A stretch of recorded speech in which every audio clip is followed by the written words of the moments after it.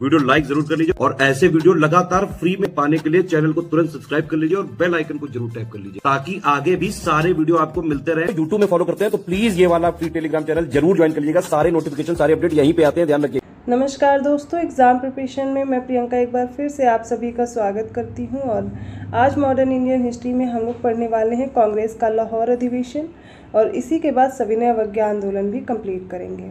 अगर आप न्यू हैं इस चैनल पर तो डेली दोपहर 1 बजे एक क्लास देख सकते हैं जिसमें मैं जीएस सेक्शन कवर कर रही हूँ। इसके साथ में रात को 9 बजे प्रैक्टिस कराई जा रही है जो कि सब्जेक्ट वाइज वो भी चल रही है टॉप 500 क्वेश्चंस की।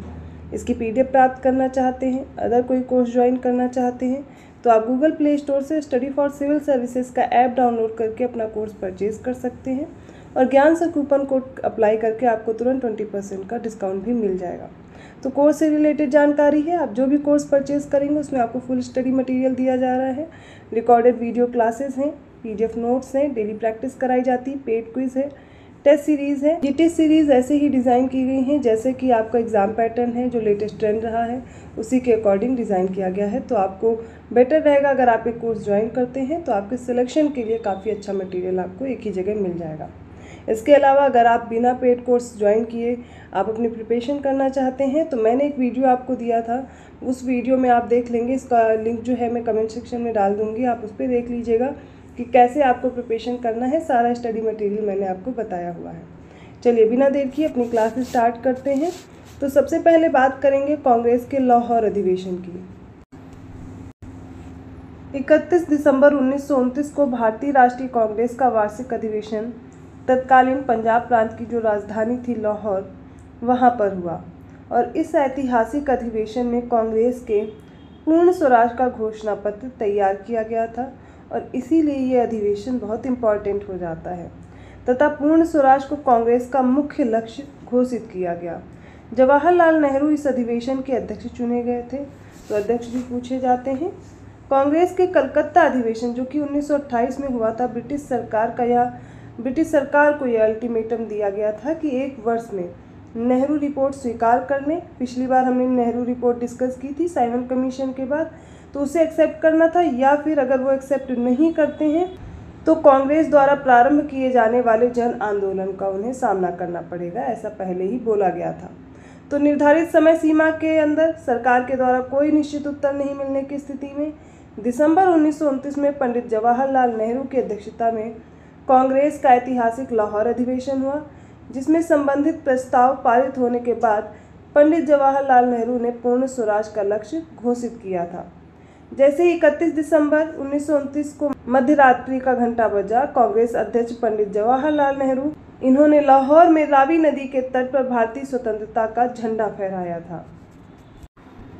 वर्ष 1921 के अहमदाबाद अधिवेशन में मौलाना हसरत मोहानी ने यह प्रस्तावित किया था कि स्वराज को सभी प्रकार के विदेशी नियंत्रण से मुक्त संपूर्ण स्वतंत्रता या संपूर्ण स्वराज के रूप में परिभाषित किया जाए, इसे कांग्रेस का लक्ष्य माना जाए और मौलाना हसरत मोहानी पूर्ण स्वराज की मांग करने वाले पहले व्यक्ति थे। तो अगर आपसे पूछा जाता है कि पूर्ण स्वराज की मांग करने वाले प्रथम व्यक्ति कौन थे तो अब आपको याद रहेगा मौलाना हसरत मोहानी।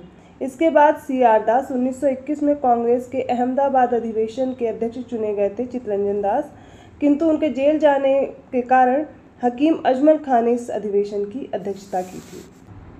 और 1928 में कलकत्ता अधिवेशन भी होता है। अब पूर्ण स्वराज दिवस के रूप में आप याद कर लीजिए 2 जनवरी 1930 को जब कांग्रेस की कार्य समिति अपनी बैठक में ये निर्णय लेती है कि प्रत्येक 26 जनवरी 1930 का जो दिन है वो पूर्ण स्वराज दिवस के रूप में मनाया जाएगा और तभी से 26 जनवरी को प्रत्येक वर्ष पूर्ण स्वाधीनता दिवस के रूप में मनाया जाने लगा। इस अधिवेशन में अपने अध्यक्षीय भाषण में बोलते हुए उन्होंने कहा भी था कि आज हमारा सिर्फ एक लक्ष्य है, स्वाधीनता का लक्ष्य। हमारे लिए स्वाधीनता का अर्थ यही है कि पूर्ण स्वतंत्रता प्राप्त करना। आचार्य विनोबा भावे ये गांधी जी के निकट सहयोगियों में से थे और गांधी जी द्वारा संचालित विभिन्न आंदोलनों में उन्होंने भाग भी लिया था। 1930 में वे सविनय अवज्ञा आंदोलन में भाग लेने के दौरान प्रथम बार गिरफ्तार भी हुए थे। ये बात हो गई लाहौर अधिवेशन और उससे जुड़े और जो भी महत्वपूर्ण तथ्य थे उनके बारे में। कांग्रेस के लाहौर अधिवेशन में ही कई चीज़ें स्पष्ट की गई थी। 31 दिसंबर 1929 को घोषित संकल्प में ये स्पष्ट किया गया कि गोलमेज सम्मेलन से कोई लाभ नहीं है। सेकंड, ये संकल्प था कि नेहरू कमेटी की डोमिनियन राज्य के दर्जे की योजना अब समाप्त की जाती, क्योंकि उसे तो सरकार की तरफ, ब्रिटिश सरकार की तरफ से कोई भी निश्चित उत्तर ही नहीं मिला था। शब्द स्वराज का अर्थ इन्होंने लिया पूर्ण स्वतंत्रता से। और अखिल भारतीय कांग्रेस जब उचित समझेगी तो नागरिक अवज्ञा आंदोलन प्रारंभ करेगी। और अब आगे हम लोग इसी आंदोलन को पढ़ने वाले हैं। तो सविनय अवज्ञा और गांधी आंदोलन पढ़ना है हमें। सबसे पहले देखेंगे 6 अप्रैल 1930 को महात्मा गांधी ने मुट्ठी भर नमक बनाकर कानून तोड़ा था, नमक कानून तोड़ा था और औपचारिक रूप से सविनय अवज्ञा आंदोलन की शुरुआत कर दी थी।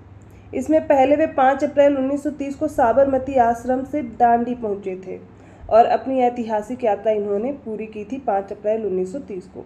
1930 में महात्मा गांधी के नेतृत्व में सविनय अवज्ञा आंदोलन की शुरुआत की गई, जिसका प्रारंभ गांधी जी के प्रसिद्ध दांडी मार्च से हुआ और 12 मार्च 1930 को साबरमती आश्रम से गांधी जी और आश्रम के 78 और सदस्य थे, जिन्होंने दांडी अहमदाबाद से 240 मील दूर स्थित भारत के पश्चिमी तट पर स्थित एक गाँव के लिए पैदल यात्रा आरंभ की थी। अब देखिए इसमें याद क्या क्या करना है। पहली तो डेट, कब शुरू हुआ, 12 मार्च 1930 को। कहाँ से? साबरमती से। कहाँ पहुँचे थे? दांडी पहुँचे थे। वहाँ पर 5 अप्रैल 1930 को नमक कानून तोड़ा था। ये भी प्रश्न आपको कथन में दिया जा सकता है कि इसमें 80 सदस्य थे इनके साथ, लेकिन आपको याद ये रखना है 78 अन्य सदस्यों ने भी इसमें भाग लिया था। तो आपको ये संख्याएँ बहुत अच्छे तरीके से याद रखनी है। जो कथन में दिया जाए या फिर आपको कोई और क्वेश्चन वन लाइनर भी दे दिया जाए तो आपसे रॉन्ग ना होने पाए।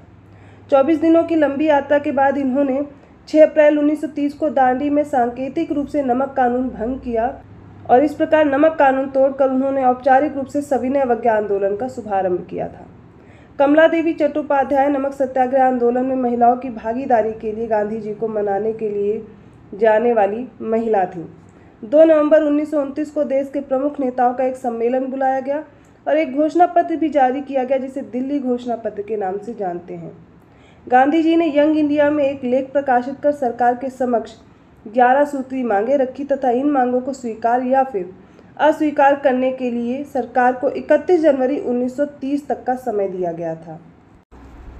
नमक कानून तोड़ने के अपराध में जवाहरलाल नेहरू को 14 अप्रैल 1930 को गिरफ्तार कर लिया गया और इसी के कारण बवाल हो गया। कलकत्ता, मद्रास, कराची, इन सभी नगरों में उग्र प्रदर्शन होने लगे।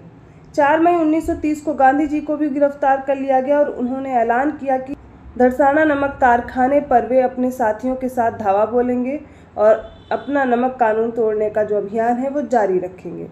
अब इस सविनय अवज्ञा आंदोलन से जुड़े नेता कौन कौन थे? अभी तक तो इसकी पृष्ठभूमि आपने समझी। इसमें सबसे पहले व्यक्ति श्री राजगोपालाचारी हैं, जिन्होंने सविनय अवज्ञा आंदोलन के समर्थन में तिरुचिरापल्ली से वेदारण्यम तक नमक सत्याग्रहियों की यात्रा का नेतृत्व किया था। 30 अप्रैल 1930 को ये पुलिस द्वारा गिरफ्तार कर लिए गए। नेक्स्ट है के केलप्पन, एक नायक कांग्रेसी नेता थे और इन्होंने टीके माधवन और वायकोम सत्याग्रह 1924 को प्रारंभ किया था और सरकारी नमक कानून के विरोध में इन्होंने कालीकट से पायानूर तक की यात्रा भी की थी। तो टीके माधवन और के केलप्पन इन्होंने मिल करके वायकोम सत्याग्रह भी चलाया था 1924 में, ये भी याद रखिएगा। जवाहरलाल नेहरू सविनय अवज्ञा आंदोलन से सक्रियता से जुड़े रहे थे। सरकारी नमक कानून की अवज्ञा के आरोप में 17 अप्रैल 1930 को इन्हें गिरफ्तार किया गया था और इन्होंने एक आधारभूत कृषि कार्यक्रम बनाया तथा संविधान सभा के गठन की मांग की। कौन कौन किस डेट में गिरफ्तार हो रहा है ये भी याद कर लीजिए। अगले व्यक्ति हैं पी कृष्णा पिल्लई।